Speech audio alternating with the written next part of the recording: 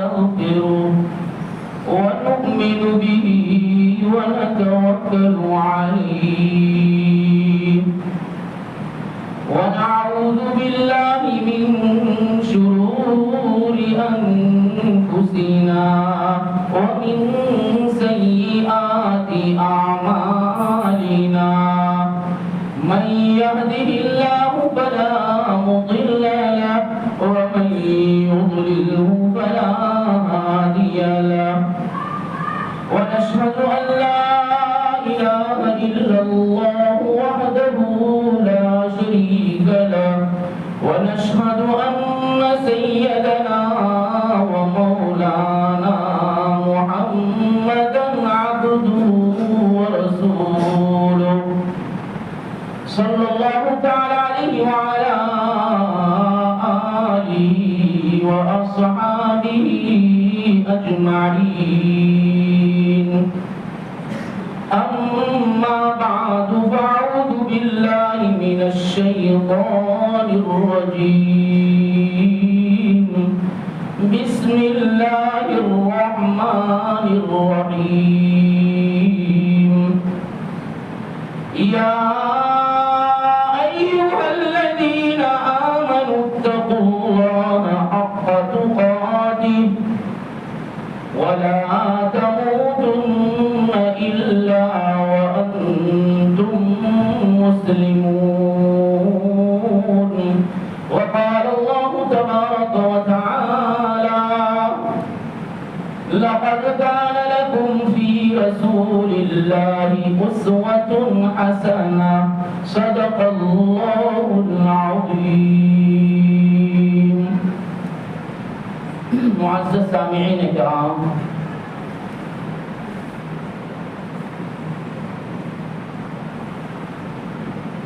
شریعت مطہرہ نے انسانی زندگی گزارنے کے لیے چاہے غمی کا موقع ہو یا خوشی کا موقع ہو، کچھ ہدایتیں، کچھ رہبریاں کی ہے۔ ان ہدایتوں پر، ان رہبریوں پر جب پوری طریقے سے گامزن ہوا جاتا ہے اور ان ہدایتوں، رہبریوں کو اپنایا جاتا ہے تو انسانی زندگی خوشگوار بنتی ہے۔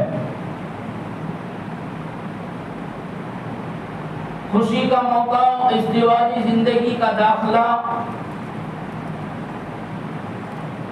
اجنبیت کو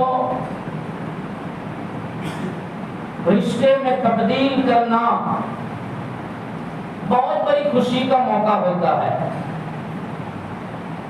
لیکن اس وقت رہبری فرمائی اور رہبری فرما کر ہدایت فرمائی گئی کہ رشتے جو جوڑے جاتے ہیں وہ رشتے بڑی اہمیت رکھتے ہیں۔ رشتے جوڑنے کے لیے ہیں، رشتوں کو پروان چڑھانے کے لیے، رشتوں کو استحکام دینے کے لیے، مضبوط بنانے کے لیے شریعت مطہرہ نے ہدایت فرماتے ہوئے آگاہ فرمایا اور ایمان والوں کو متوجہ کیا۔ آمنو کا لفظ استعمال فرمایا قرآن کریم میں، یا ایھا الناس نہیں فرمایا، یا ایھا الذین آمنو، اور ایمان والو، اتقوا اللہ حق تقاته۔ رشتے ناتوں کے بارے میں، چاہے وہ رشتہ ماں باپ کے قبیل سے ہو، میاں بیوی کی قبیل سے ہو، بھائی بہنوں کی قبیل سے ہو، سسرالی رشتے ہو، نسبی اور خاندانی رشتے ہو، ان سارے رشتوں میں رشتوں کی بقا کے لیے، رشتوں کو نبھانے کے لیے اللہ سے ڈرو جیسا اس سے ڈرنے کا حق ہے۔ خوشی کے موقع پر رشتوں میں دراریں نہ ہو، رشتے ٹوٹے ہوئے نہ ہو، رشتوں میں اگر رنجشیں ہیں، دلوں میں ایک دوسرے کے بارے میں کدورتیں ہیں، تو ان ساری رنجشوں اور کدورتوں کو پسے پشت ڈال کر رشتوں کو مضبوط کرو، اس لیے کہ تمہیں مرنا ہے۔ وَلَا تَمُوتُنَّ إِلَّا وَأَنْتُمْ مُسْلِمُونَ، جب تمہیں مرنے کے لیے ملک الموت آئے تو تم ایسی حالت میں جاؤ کہ تم حقوق اللہ کے بارے میں بھی، حقوق العباد کے بارے میں بھی، رشتے ناطے جو بنائے گئے ہیں ان رشتے ناطوں میں پیار محبت کے ساتھ زندگی بتا کر، زندگی گزار کر جا رہے ہو، مسلمان بن کر جا رہے ہو۔ اس لیے نکاح والی عبادت کو اللہ تبارک و تعالیٰ نے بڑی اہمیت دی، اس لیے کہ اس نکاح والی عبادت کے ذریعے سے رشتوں میں استحکام پیدا ہوتا ہے، رشتوں میں مضبوطی پیدا ہوتی ہے، بچھڑے ہوئے ایسے وقت میں جڑ جاتے ہیں، ٹوٹے ہوئوں کو سہارا مل جاتا ہے، دلوں کی رنجش سے دور ہو کر رشتوں میں پیار محبت ہوتی ہے۔ اس لیے قرآن کریم ہدایت فرماتا ہے، اور نبی کریم صلی اللہ علیہ وسلم کو میرے اور آپ کے لیے، دنیا کی انسانیت کے لیے نمونہ اور آئیڈیل بنایا، سیمپل بنایا کہ رشتوں کو کیسا جوڑا، ٹوٹے ہوئے رشتوں کو کیسا جوڑ دیا، جو رشتے جن کے اندر پہچان کا سلیقہ بھی ختم ہو چکا تھا، رشتوں کو جانتے تک نہ تھے، حیوانیت غالب آ گئی تھی، درندہ کی صفات نے ڈیرے ڈال دیے تھے، ایسی انسانیت نے رشتوں کی پہچان کرائی، رشتوں کو جوڑا، اور رشتوں کو جوڑ کر نبی کریم صلی اللہ علیہ وسلم نے انسانیت کو پیغام دیتے ہوئے فرمایا، اور لوگوں اگر تمہارے گھر میں عورت ماں کی حیثیت سے ہے تو اس کے قدموں کے نیچے جنت ہے، اگر وہ بیٹی کی حیثیت سے ہے تو باپ کے لیے ایک فخر کی چیز ہے، بہن کی حیثیت سے ہے تو بھائی کے لیے عزت ہے، اور اگر بیوی ہے، بیوی کی حیثیت سے ہے تو فرمایا دکھ سکھ کا ساتھی ہے۔ زندگی کے موڑ میں انسان مختلف حالات سے گزرتا ہے، کبھی خوشی آتی ہے، کبھی غم آتا ہے، کبھی حالات سازگار ہوتے ہیں، کبھی ناسازگاریاں پیدا ہوا کرتی ہے، انسان مختلف حالات سے گزرتا ہے، تو ایسے مختلف حالات میں سہارا بننے والی یہ جیون ساتھی، رفیق حیات، شریک حیات، یہ تمہاری جیون ساتھی ہے، دکھ سکھ کا ساتھی ہے۔ اس لیے رشتوں کو مضبوط کرتے ہوئے نبی کریم صلی اللہ علیہ وسلم نے فرمایا ان رشتوں کو پروان چڑھاؤ۔ اللہ تک پہنچنے کے لیے غار اور گفاؤں سے اور پہاڑ سے ہو کر اللہ تک نہیں پہنچا جاتا، بلکہ اللہ تک پہنچنے کے لیے یہی معاشرہ، یہی سماج، یہی سوسائٹی، یہی رشتے ناطے، یہی سمبند، یہی تعلقات یہ تمہیں اللہ تک پہنچاتے ہیں۔ جب ان کے ساتھ رواداری کی جاتی ہے، ان کے ساتھ غمخواری کی جاتی ہے، ان کے ساتھ ہمدردی کی جاتی ہے، تو یہ رشتے تمہیں اللہ تک پہنچا دیا کرتے ہیں۔ اگر ان رشتوں میں دراریں ہیں، ان رشتوں میں توڑ ہے، ان رشتوں میں تعلقات ختم کر دیے گئے، انبن ہیں، تعلقات ٹوٹے ہوئے ہیں، تو فرمایا عبادتوں کو بے پروان نہیں چڑھنے دیتی۔ حقوق العباد کے لیے بھی، یہ حقوق اللہ کے لیے بھی حقوق العباد کی پامالی حقوق اللہ کی مقبولیت میں بھی رکاوٹ بن جاتی ہے۔ اس لیے عبداللہ ابن مبارک بہت بڑے محدث گزرے، بہت بڑے اللہ والے گزرے۔ امام بخاری رحمت اللہ علیہ نے بہت ساری روایتیں ان سے عبداللہ ابن مبارک سے بہت ساری روایتیں لی ہے. عبداللہ ابن مبارک ان کے باپ مبارک بہت غریب ہے، بہت غریب، انار کی باغ میں مزدوری کرتے ہیں.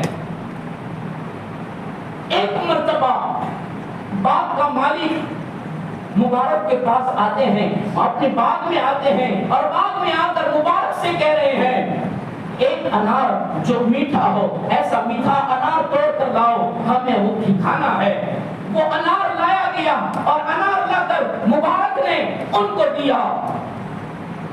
جب مالک کے باغ نے اس کو کھولا اور توڑا چکھا تو کھٹا تھا، کڑوا تھا، اس کے اندر ترشی تھی، اس کے اندر ترش بنا تھا اور اس کے اندر مٹھاس نہ تھی.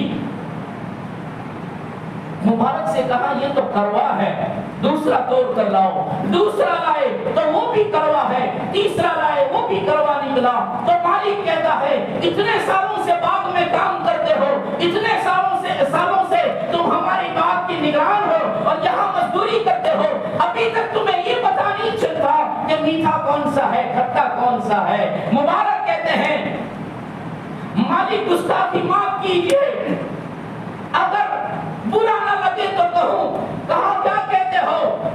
تو مبارک کہتے ہیں آپ نے مجھے باغ میں مزدور رکھا ہے، باغ کے پھلوں کو چکھنے کی اجازت نہیں دی ہے. جس دن سے باغ میں لگا ہوں آج تک میں نے کبھی بھی کسی پھل کو توڑ کر نہیں چکھا ہے. اتنا بڑا امین، اتنا بڑا امانت دار، اتنا بڑا دیانت دار کہ باغ میں مزدوری کرتا ہے، کوئی دیکھنے والا نہیں ہے، سی سی ٹی وی میرے نہیں ہے، کوئی دیکھنے والا نہیں ہے، اکیلا ہے، باغ کی رکھوالی کرتا ہے. باغ میں پکے ہوئے انار ہیں، انار لٹک رہے ہیں، لیکن کبھی بھی اس کو توڑ کر چکھا نہیں ہے. باغ کا مالک دنگ رہ گیا، باغ کا مالک متعجب ہے کہ ایک ایسا مزدور ہے، اتنا امانت دار. اس مبارک سے پوچھ رہا ہے مالک کہ تو اتنا بڑا امین ہے، ہمیں ذرا ایک مسئلہ پوچھنا ہے، ایک بات پوچھنی ہے. پوچھو کیا پوچھنا چاہتے ہیں؟ تو کہا کہ اگر کسی کے گھر پر لڑکی ہو اور اس کو بیاہنی ہو، اس کو نکاح کرانا ہو تو اس کا شوہر کیسا ہونا چاہیے؟ اس کے شوہر میں بننے والے دلہے میں کون سی صفات ہونی چاہیے اور کن چیزوں کی وجہ سے بیٹی کو دلہے کے حوالے کر دی جائے اور اس کو ازدواجی زندگی کا داخلہ دیا جائے، کون سی صفات ہونی چاہیے؟ عبداللہ کے والد مبارک کہتے ہیں کہ دیکھو یہود نکاح کرتے ہیں تو وہ حسن و جمال کو دیکھ کر شادی کیا کرتے ہیں. نصارہ کرسچن لوگ اگر نکاح کرتے ہیں تو وہ لوگ حسب نسب کو دیکھ کر کیا کرتے ہیں. مشرکین کیا کرتے ہیں تو مال کو دیکھ کر کیا کرتے ہیں. اور مسلمان جو ہوتا ہے وہ دینداری کو دیکھ کر نکاح کیا کرتا ہے. اور پیارے آقا صلی اللہ علیہ وسلم کا فرمان بھی ہے عورت سے 4 چیزوں کی وجہ سے نکاح کیا جاتا ہے: حسب کی وجہ سے، خاندان کی وجہ سے، حسن و جمال کی وجہ سے اور دینداری کی وجہ سے. اور میں تمہیں تاکید کرتا ہوں اور تمہیں ہدایت کرتا ہوں کہ دینداری دیکھ کر نکاح کیا کرو. وہ کہتے ہیں، باپ کا مالک کہتا ہے تھوڑی دیر ٹھہرو میں ابھی آتا ہوں. گھر جا کر اپنی بیوی سے، اپنی اہلیہ سے کہتے ہیں اپنی بیٹی کے لیے بڑے بڑے رشتے آئے، ہم نے ان رشتوں کو ٹھکرا دیا. جو رشتہ ہم چاہتے تھے ایسا رشتہ نہیں مل رہا تھا، جن صفات کو ہم ڈھونڈ رہے تھے وہ نہیں مل رہا تھا، لیکن وہ صفات کا مالک ہمیں مل گیا ہے. وہ صفات جو ہمیں مطلوب ہے ہماری بیٹی کے لیے، جیسے رشتے کو ہم تلاش کر رہے تھے وہ رشتہ مل گیا ہے. اور ایسا رشتہ ہے، بیوی کہہ رہی ہے ایسا رشتہ. تو کہا ایسا رشتہ جو ہماری لڑکی کو، ہماری بیٹی کو خوش رکھے گا. کون ہے؟ تو فرمایا تیرے میرے باپ کا رکھوالا، تیرے میرے باپ میں مزدوری کرنے والا مبارک ہے جس کے اندر یہ صفات ہے. بیٹی کا نکاح مبارک سے کر دیا گیا صفات کی وجہ سے. رشتے مزدور کرنے والا مزدوری کرنے والا داماد بن گیا. باپ کے مالی کا داماد بن گیا، رشتہ بدل گیا، نسبت بدلی، مقام بدل جاتا ہے، نسبتوں کے بدلنے سے مقام بھی بدل جایا کرتے ہیں۔ اب تو مزدور سے جمائی بن گئے، داماد بن گئے، رشتہ جوڑ دیا گیا۔ اللہ نے اس رشتے میں جبکہ محبت اور دینداری اور امانت داری تھی، رشتوں کو جوڑنے کی نیت تھی، تو رشتے کی وجہ سے اللہ تبارک و تعالیٰ نے بیٹا دیا جس کو مبارک نام رکھا، اور ایسا متبرک، ایسا مبارک بنا کہ اللہ نے اس کو محدث بنا دیا، ولایت تک پہنچا دیا۔ جب نیت صاف ہوتی ہے، رشتے جوڑتے وقت نیتوں کو صاف کر کے رشتوں کو مضبوط بنانے کی نیت ہوتی ہے، رشتوں کو جوڑنے کی نیت ہوتی ہے، پھر اللہ تبارک و تعالیٰ جوڑ دیا کرتے ہیں، محبتیں بھی دیا کرتے ہیں، حقوق اللہ کی ادائیگی، حقوق العباد کی ادائیگی کے سلیقے بھی سکھا دیا کرتے ہیں۔ اس لیے قرآن نے کہا اللہ سے ڈرو، اتقوا اللہ، چاہے وہ جون سا بھی رشتہ ہو۔ جب رشتے جڑ جاتے ہیں، نیت صاف ہو جایا کرتی ہے، تو پھر حقوق کی پامالی پر آخرت کا استحضار پیدا ہو جاتا ہے، حقوق کی پامالی پر آخرت یاد آ جاتی ہے، اپنی عاقبت کی بگڑنے کا، اپنی عاقبت کے خراب ہونے کا ایک عجیب طریقے سے اندر گدگدی ہوتی ہے، اور اندر دل کہتا ہے اگر اس حالت میں مر گیا عاقبت بگڑ جائے گی، تو وہ رشتوں کو ٹوٹنے نہیں دیتا ہے۔ صاحب طبقات نے لکھا کہ نبی کریم صلی اللہ علیہ وسلم کا آخری وقت ہے، اپنی سر مبارک پر سرخ رنگ کی، لال رنگ کی پٹی پہنی ہے۔ صاحب طبقات نے لکھا پٹی پہنی ہے، دو آدمیوں کے سہارے سے مسجد میں داخل ہوتے ہیں، مسجد نبوی میں پہنچتے ہیں، اور صحابہ بیٹھے ہیں، اور صحابہ کے سامنے نبی کریم صلی اللہ علیہ وسلم فرما رہے ہیں اے لوگوں، اگر محمد سے کسی کو تکلیف پہنچی ہو، کسی رشتے میں محمد کی وجہ سے ذرا سی بھی پھٹن ہوئی ہو، تو آج بدلہ لے لیں، آج محمد سے بدلہ لے لیں، اس لیے کہ رب کے پاس جانا ہے، رب کے حضور حاضر ہونا ہے، آج جس کو بدلہ لینا ہو بدلہ لے لیں۔ سارے صحابہ میں سناٹا چھایا ہوا ہے۔ سب سے اخیر میں پچھلے والے حصے میں ایک صحابی کھڑے ہوئے جن کا نام عکاشہ بن محصن لکھا ہے۔ عکاشہ بن محصن رضی اللہ عنہ کھڑے ہوئے اور پیچھے سے کھڑے ہو کر کہتے ہیں یا رسول اللہ صلی اللہ علیہ وسلم، مجھے بدلہ لینا ہے، ایک لڑائی کے موقع پر، ایک جنگ کے موقع پر آپ نے مجھے درہ مارا تھا، آپ نے مجھے کوڑا مارا تھا، آج مجھے بدلہ لینا ہے۔ سارے کے سارے صحابہ ایک دم عکاشہ کی اس اپیل پر، عکاشہ کی اس التجا پر اور اس درخواست پر سارے کے سارے صحابہ عکاشہ رضی اللہ عنہ کی طرف دیکھنے لگے۔ اللہ کے رسول صلی اللہ علیہ وسلم سر میں درد ہے، سرخ پٹی بندھی ہوئی ہے، عکاشہ آ جاؤ، قریب آ جاؤ۔ حضرت عکاشہ نے قدم بڑھایا، حضرت ابو بکر صدیق رضی اللہ عنہ چند قدم عکاشہ چلے ہیں، ابو بکر بھی بیٹھے ہوئے ہیں۔ ابو بکر نے حضرت عکاشہ کی پاؤں پکڑ کر کہا عکاشہ یہ کیا کرتے ہو؟ اگر تجھے نبی نے کوڑا مارا ہے، نبی کی بجائے ابو بکر کی پشت پر لگا دے، ابو بکر سے بدلہ لے لے، لیکن نبی کو تکلیف نہ دے، نبی سے انتقام کا جذبہ نہ رکھ، نبی سے بدلہ لینے کا جذبہ نہ رکھ۔ عکاشہ نے، حضرت ابو بکر نے عکاشہ کا قدم پکڑا ہے۔ اللہ کے رسول نے فرمایا منبر نبی پر ہے اور فرمایا او ابو بکر چھوڑ دے، آنے دے عکاشہ کو، یہ معاملہ عکاشہ اور محمد کا ہے، آ جانے دے، چھوڑ دے۔ ابو بکر نے قدم چھوڑا، چند قدم چلے، علی مرتضیٰ نے قدم پکڑا اور کہا عکاشہ کیا کرنے جاتے ہو؟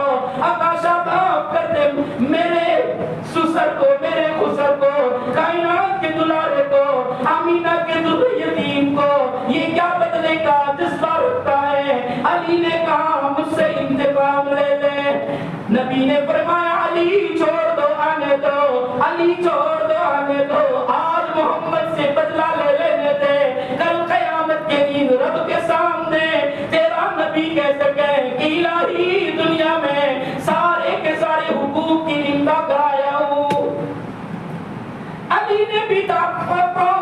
دیا، قدم چھوڑ دیا، عکاشہ قریب آ گئے۔ عکاشہ جب قریب آئے، اللہ کے رسول صلی اللہ علیہ وسلم نے صاحب طبقات نے لکھا ہے،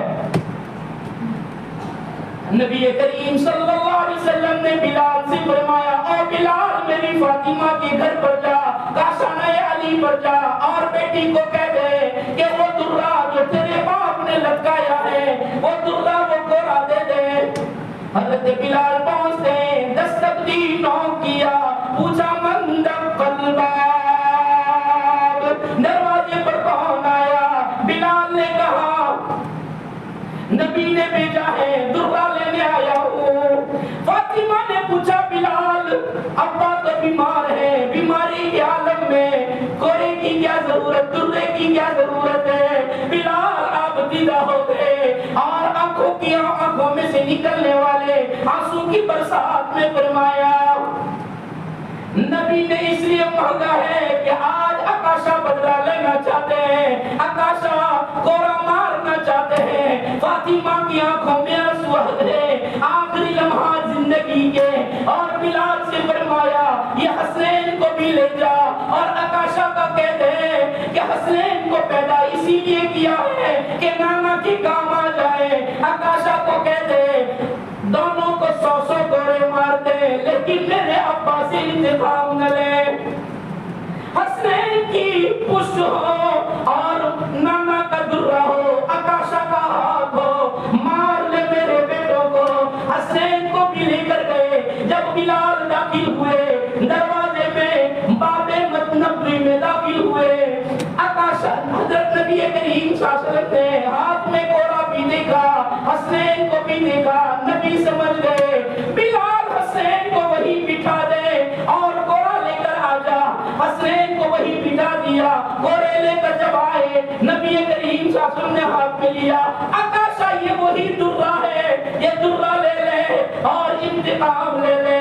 عکاشہ نے کہا یا رسول اللہ جس وقت آپ کا کوڑا مجھے لگا تھا اس وقت میری پوست ننگی تھی، میری بدن پر اوپر والے حصے میں کپڑا نہیں تھا، غربت کے عالم میں صرف ایک ہی چادر جو سطر پوش بنائی تھی، اوپر والا حصہ کھلا تھا۔ نبی کریم صلی اللہ علیہ وسلم نے پیراہن اونچا کیا اور کہا لے، نبی نے پشت بھی کھول دی، پیٹھ بھی کھول دی، انتقام لے لے۔ عکاشہ رضی اللہ عنہ نے کوڑا پھینکا اور نبی سے چمٹ گئے، مہر نبوت پر بوسہ لگایا اور فرمایا یا رسول اللہ وہ سب بناتے بناتے وہ جو کوڑا لگا تھا آپ نے مارا نہیں تھا، بھول سے لگا تھا، یہ تو عکاشہ چاہتا تھا کہ نبی کی مہر نبوت پر بوسہ دینے کا موقع نہیں ملتا، آج موقع مل جائے اس لیے کیا تھا۔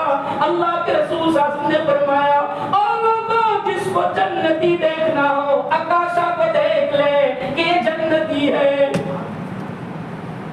رشتے دنیا میں جوڑ لو، مضبوط بنا لو، ازدواجی زندگی کے اندر بیوی کے ساتھ اس کے حقوق، بہن کے ساتھ اس کے حقوق، بھائی کے ساتھ اس کے حقوق، ماں کے ساتھ اس کے حقوق، باپ کے ساتھ اس کے حقوق، رشتہ داروں کے ساتھ ان کے حقوق، ہر ایک کے حقوق پہچانو اور حقوق کو ادا کرو۔ حقوق ادا کرنے پر جنت میں پہنچو گے۔ آخری بات حضرت عمر بن خطاب رضی اللہ عنہ خلیفۃ المسلمین ہے، امیر المؤمنین ہے، عشاء کی نماز پڑھ کے گھر آئے، سو گئے، رات کا تھوڑا سا حصہ گزرا، رونے لگے۔